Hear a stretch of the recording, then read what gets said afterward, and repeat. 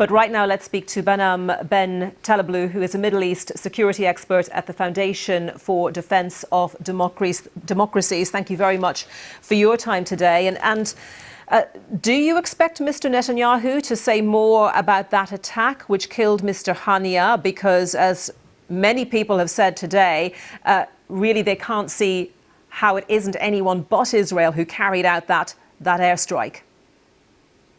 Pleasure to be with you. Indeed, I do think it's highly likely that the Prime Minister will reference the attack, whether there's a direct or indirect description of ownership to it.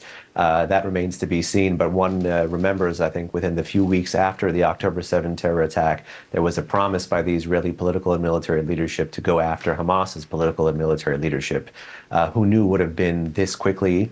It took the U.S. a little over a decade to go after Osama bin Laden. I think here the Israelis took about 10 months to go after Ismail Haniyeh. And the fact that it happened on Iranian territory and separate from Qatari territory, which is also home to where a lot of the negotiations for the hostage families are, as well as some of the ceasefire talks are being held through, is going to be important and impactful. Israel had already claimed responsibility for the airstrike which killed the senior Hezbollah commander. They said in retaliation for the deaths of those 12 children in the occupied Golan Heights.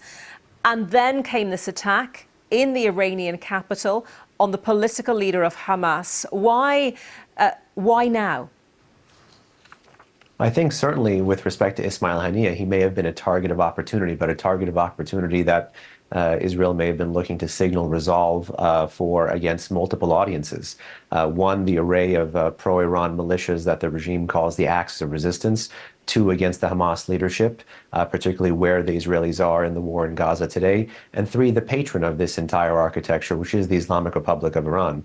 I mean, make no mistake, there is such a sharp contrast here. About 12 hours before the death of Ismail Haniyeh, he was seated up with other senior members of this axis of resistance, ranging from Palestinian Islamic Jihad to Lebanese Hezbollah to Yemen's Houthi rebels, in the parliament in Iran, watching the swearing-in ceremony of Mr. Pezeshkian, Iran's 9th president, and also having sidebar meetings with Iran's supreme leader. And during that we inauguration, are going to have to interrupt you because we're going to Benjamin Netanyahu.